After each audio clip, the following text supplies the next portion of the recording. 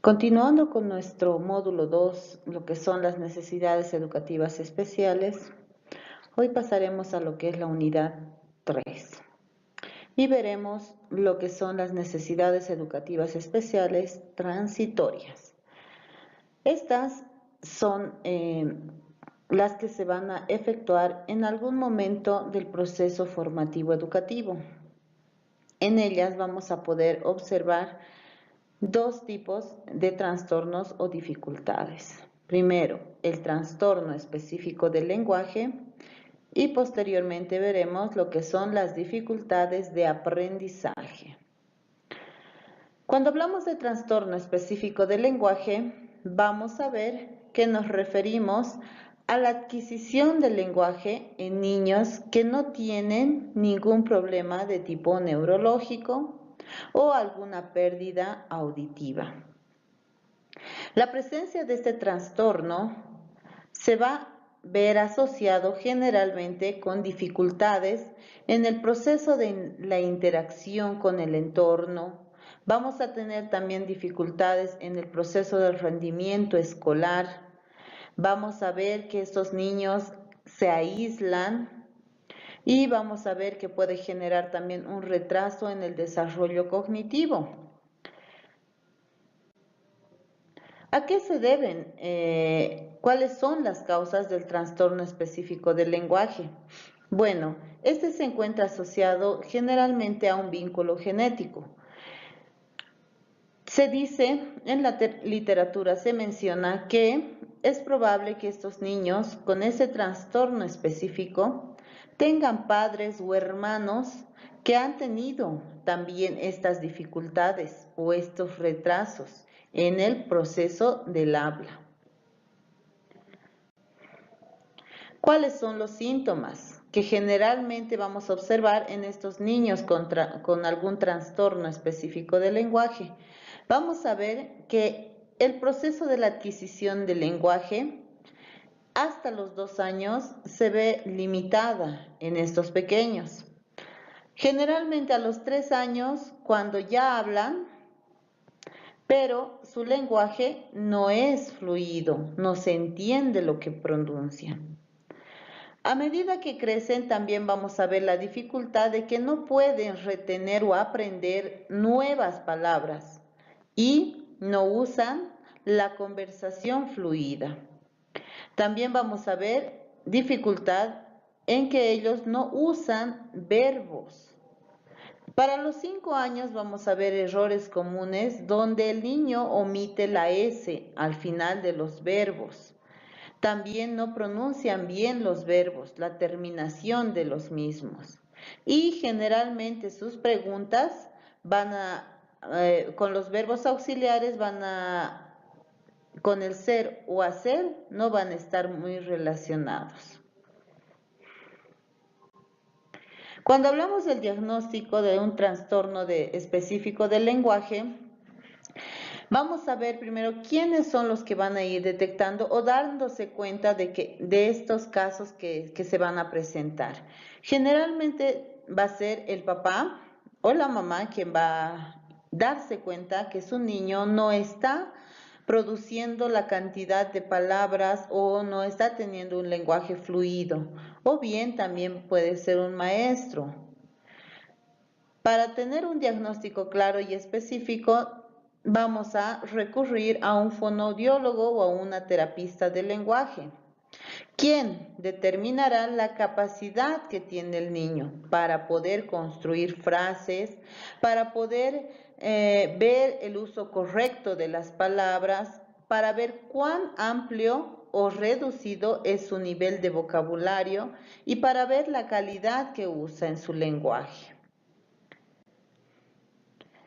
También en el texto se da la información de una guía de observación del desarrollo del lenguaje, que generalmente hacemos una representación o una observación a partir de los 3 años de estas características. Entonces nosotros tenemos que valorar y ver cuánto el niño expresa, cuánto comprende y cuánto comunica.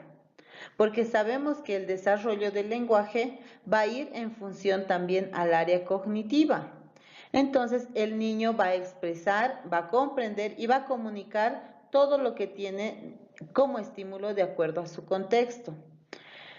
Y para llevar a cabo estas evaluaciones tenemos que tener un material didáctico como títeres u otros juguetes para ver los resultados que el niño va a emitir en cuanto nosotros estamos haciendo el proceso de diagnóstico. ¿Qué tratamientos vamos a abarcar para el trastorno específico del lenguaje? Bueno, son muchos los aspectos que tenemos que ir abarcando para este proceso de estimulación y uno de ellos es fundamental, es el proceso de respiración. Cuando se le enseña al niño a hacer de manera correcta este ejercicio. Por ejemplo, el niño tiene que inspirar y expirar correctamente. Nosotros vamos a ir controlando hasta la posición en la cual él se encuentra sentado, por ejemplo. Otro aspecto que vamos a trabajar es el ritmo. Generalmente nos vamos a ayudar con materiales como ser panderetas, un bombo, para ir haciendo que el niño vaya siguiendo el ritmo que nosotros estamos dando como muestra. También tenemos que trabajar todo lo que son los movimientos de la lengua para mejorar el proceso articulatorio. Y como vemos en la imagen, podemos trabajar con material, tal vez con un chicle o con distintos elementos para poder estimular esta área. También el soplo es otro de las áreas que vamos a trabajar. Podemos hacerlo como en el ejemplo vemos en la fotografía, con algodón, con velas, bolitas de papel, para ir controlando ese nivel y la fuerza de lo que es el soplo. También podemos ejercitar movimientos faciales, el inflar cachetes, el desinflar, que nos va a ayudar a la articulación. Podemos hacer ejercicios de movimientos de labios para hacer una mejor articulación en las palabras. Vamos a trabajar también en la pronunciación de las vocales, repetir las sílabas, articular las sílabas para llegar a una articulación correcta de lo que son las palabras. Cuando hemos trabajado ya con todos los aspectos que les hemos mencionado, vamos a ir viendo lo que son los tratamientos, pero ya en la parte que se conecta el lenguaje con la escritura. Y como vemos en la imagen, cuando nosotros trabajamos la pronunciación correcta de sílabas, también vamos a ir a enfocarnos en lo que es el proceso de la escritura, para que el niño vaya reconociendo y transmitiendo eso en la calidad gráfica. Como vemos en la imagen, podemos usar cartillas para entablar más una conexión específica con la parte gráfica. Ahora vamos a ver lo que son las dificultades de aprendizaje. ¿Y a qué nos referimos cuando hablamos de las dificultades de aprendizaje? Vamos a ver que es un trastorno que se va a manifestar en los procesos de la adquisición del habla, de la lectura, de la escritura, del proceso de razonamiento y de las habilidades que tenemos que desarrollar a nivel de matemáticas. Entonces, estos niños van a presentar dificultades en esos aspectos. ¿Cuáles son las causas de las dificultades de aprendizaje? Bueno, vamos a ver que puede ser de tipo primordial, puede ser la herencia, donde se puede haber presentado tal vez problemas en el nacimiento, o también puede darse en familias que hayan tenido antecedentes de algún tipo de trastorno o dificultad de manera específica. También vamos a ver que puede ser otra causa el momento del desarrollo prenatal o del parto, o en aquellos casos donde las mamás han consumido tal vez alcohol o algún tipo de droga. También podemos ver que puede ser otra causa Cuando existe alguna enfermedad o lesión en el nacimiento. El bajo peso al nacer es otro factor que puede causar estas dificultades de aprendizaje, la falta de oxígeno o un parto prematuro prolongado. En los incidentes después del nacimiento podemos mencionar lo que son las lesiones traumáticas, tal vez la mala nutrición, la exposición a sustancias tóxicas como el plomo. Además, otro aspecto fundamental puede ser que los niños no reciban el apoyo necesario para su desarrollo intelectual. Tal vez familias que no colaboran en este proceso de estímulo. O bien familias que hoy en día es muy normal tal vez ver familias disgregadas donde papá trabaja, mamá trabaja y el niño se queda en casa o papá está ausente, mamá ausente. Solo hay la responsabilidad del papá o de la mamá, entonces también hay problemas emocionales que pueden generar un problema o una dificultad en el proceso de aprendizaje. ¿Cuáles son los pronósticos que tenemos para estos niños? Bueno, es relativo. ¿Por qué? Porque cada caso es distinto. Cada caso tiene sus características propias a nivel emocional, a nivel económico, a nivel sociocultural. Entonces, cada caso va a ir de acuerdo a sus características propias. Pero es muy importante detectar estos casos a temprana edad para así realizar una intervención especializada y adecuada para así tener mejores resultados. También se ve que a veces se detecta estos casos cuando ya están en cursos superiores o muy avanzados y el proceso de intervención no es adecuado. La detección es tardía y el proceso de intervención no es adecuado. Entonces, eso va a generar muchos más conflictos y problemas a nivel general. Podemos ver ya en esos niños tal vez problemas de conducta, problemas de atención, que va a ser un poco más complejo el poder ir dando una solución. Bueno, cuando hablamos de dificultades de aprendizaje vamos a ver que tenemos categorías y en una de ellas y la más común es la dislexia.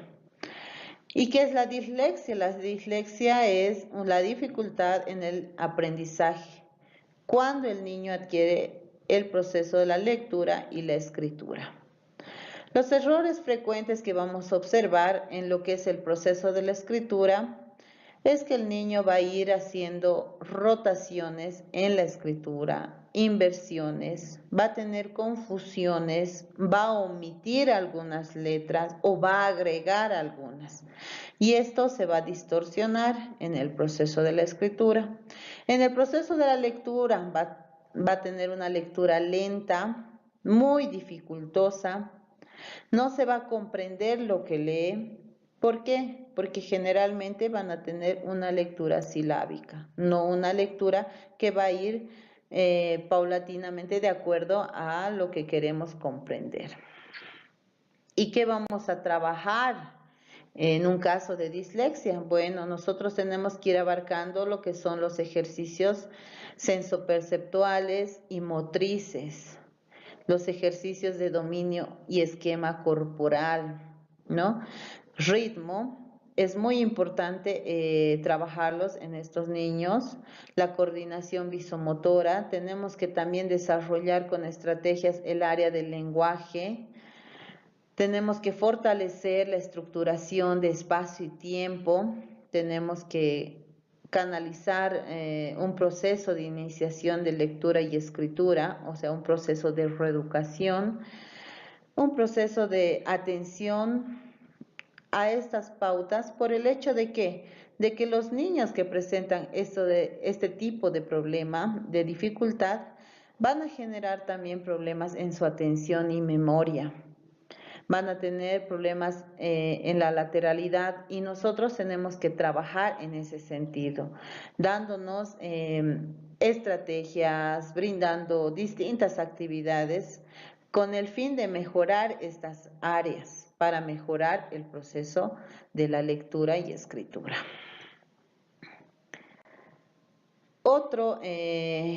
Otra dificultad de aprendizaje que vamos a ver generalmente es la discalculia.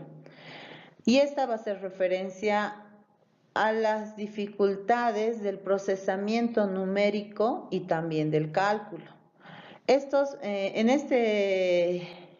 este proceso vamos a ver generalmente los siguientes errores. En el dictado de números, vamos a ver que los niños más bien no escriben correctamente los números. Cuando copian los números también va a haber errores. Cuando existen cálculos no estructurados mediante juegos también vamos a observar que existen errores. Y en el proceso de razonamiento vamos a observar también que existen errores. ¿Qué vamos a trabajar cuando tenemos algún caso con un niño con discalculia? Tenemos que trabajar lo primordial, lo que es cantidad, para luego referirnos a lo que es el número. Tamaño, espacio, tiempo, que es fundamental para entrar al proceso de razonamiento. Lo que son las distancias, ejercicios de razonamiento, percepción visual, el significado de los signos y la solución de problemas. Todos estos aspectos van a ir en favor de que el niño vaya razonando desde la parte lógica matemática para fortalecer todos estos niveles bajos que pueda presentar. Otro aspecto fundamental que vamos a ver en cuestión a lo que son las dificultades de aprendizaje es la disgrafía, que es muy común ver estos niños en las aulas. Y vamos a ver que esta disgrafía, va relacionada generalmente en lo que es la escritura, la expresión escrita. Y vamos a ver que hay dos tipos, la disgrafía motriz y la disgrafía específica. Cuando hablamos de disgrafía motriz, vamos a referirnos netamente que está relacionado a aspectos psicomotores, los cuales van a presentar una deficiencia en la calidad gráfica. Van a tener movimientos que no van a ir controlando el trazo, el aspecto grafomotor. Vamos a ver que manejan incorrectamente el lápiz y la postura al escribir no es adecuada.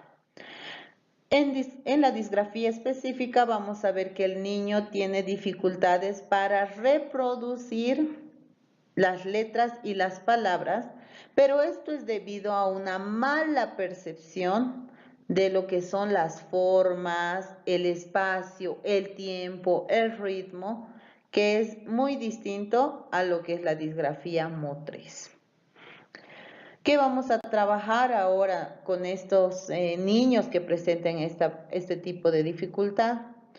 Tenemos que trabajar todo lo que es la coordinación y percepción visomotriz, la coordinación global y manual. Coordinación global, nos vamos a referir a que el niño controle movimientos generales de todo el cuerpo y los ejecute de manera manual en la parte motora fina. También la adquisición del esquema corporal es otro aspecto que tenemos que trabajar. Trazos, tenemos que hacer trazos de líneas rectas o líneas onduladas. Vamos a trabajar también la prensión que tiene que tener, el frenado y la fluidez en el trazo. Vamos a corregir lo que es la postura, el cuerpo, el manejo de los dedos, la mano y el brazo. Tenemos que ver la fuerza con la cual hace el trazo y la velocidad con la que hace. Vamos a corregir también la postura del uso del papel, por el hecho que es fundamental para trabajar lo que es grafomotricidad. Otra dificultad que vamos a ver es la disortografía. Y cuando vemos la disortografía vamos a ver y referirnos ya en niños más grandes, generalmente a partir de tercero de primaria. ¿Y qué es la disortografía? Son problemas que van a presentar estos niños en el deletreo de palabras o van a cometer errores cuando están haciendo la escritura, el proceso de la escritura. Van a ir reemplazando algunas letras o palabras, también van a separar o van a unir algunas palabras. Cuando hablamos de disortografía tenemos que ver generalmente los errores en los dictados que hacemos en estos niños. Les vamos a hacer, por ejemplo, copiar un texto. ¿Y qué errores ellos cometen? Tenemos que observar. Vamos a elaborar, por ejemplo, redacciones libres para ver si persisten estos errores. Vamos a hacer copiar un texto en distintos tipos de letras, por ejemplo, imprenta, carta, para ver si el error sigue persistiendo y para diagnosticar un tipo de disortografía. ¿Qué trabajamos cuando tenemos estos niños en aula? Bueno, ¿qué tenemos que hacer? Tenemos que facilitar el aprendizaje de la escritura correcta. Y generalmente, bueno, tenemos que aplicar estrategias técnicas con nuevas palabras, con nuevos aprendizajes. Tenemos que enseñarles a motivar el uso del diccionario.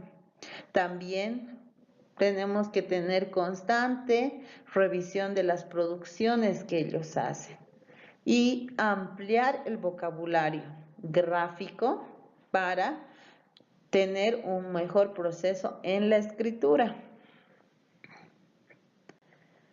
Bueno, ¿cuáles son los principales factores de riesgo? Cuando tenemos niños con algún tipo de dificultad de aprendizaje, generalmente vamos a ver que tienen retrasos también en el desarrollo del lenguaje. Van a presentar también cierto retraso en la adquisición de conceptos básicos, retrasos en el procesamiento activo de la información. Entonces, cuando vemos estos factores dentro de aula o en la casa, entonces tenemos que ver y hacer una valoración por qué razones este niño está teniendo estas dificultades. También cuando ya se nos presenta un caso con estas características, vamos a ver cuál es su nivel intelectual, cuál es su nivel de comunicación con los demás, tanto en la familia como en el medio externo. ¿Cuál es la conducta que demuestran estos niños? ¿Cuáles son sus habilidades motoras? ¿Cuál es el nivel de autonomía? ¿Cuál es su nivel de desarrollo en lo que son las actividades de la vida diaria? Vamos a ver también qué problemas específicos está presentando en el aprendizaje. Y cuando ya, tenemos los casos, tenemos que hacer un seguimiento y un proceso adecuado para dar un diagnóstico y para hacer una intervención especializada, por el hecho de que tenemos que dar una respuesta a los padres. Entonces, ¿qué hacemos? Lo primero, recepcionamos el caso para poder evaluar y ver si necesita también otro tipo de servicios, como tal vez fonoaudiología, psicomotricidad, terapia ocupacional o psicopedagogía. Y hacemos una reunión de equipo posteriormente para ver cuál es el nivel de ese niño y qué falencias está presentando. Una vez ya hecha la reunión de equipo, vamos a programar nuestras sesiones clínicas y vamos a tener la entrevista con la familia para mencionarle qué es lo que tenemos que trabajar y para dar una orientación también a la unidad educativa. Cuando hablamos de intervención, tenemos que darnos cuenta de que tenemos que trabajar en distintos aspectos. Pero 3 son los fundamentales que van en torno al niño. Ya sea si hablamos de un niño con una dificultad de aprendizaje, con un trastorno en el lenguaje, con un niño con discapacidad intelectual o cualquier diagnóstico que nosotros estemos abordando. Entonces, pero para hacer un proceso de inclusión, entonces vamos a trabajar siempre con el apoyo de los padres, que es fundamental. Es el otro pilar que mantiene y sostiene para hacer este proceso. Vamos a llevar a cabo también el proceso de reeducación en todo lo que son los niveles bajos que ha presentado o está presentando en su desarrollo. Y cuando hablamos de las necesidades educativas especiales, tenemos que hablar lo que son las adaptaciones escolares para ir motivando de manera positiva y dando actividades y estrategias de acuerdo a la capacidad que el niño presenta. Entonces son los 3 factores que vamos a ir trabajando, que tenemos que ir trabajando cuando hablamos del proceso de intervención en cualquiera de nuestros casos de necesidades educativas especiales. 3 factores importantes que nos van a llevar a mejores resultados, que es lo que estamos buscando con estos niños. Muchas gracias.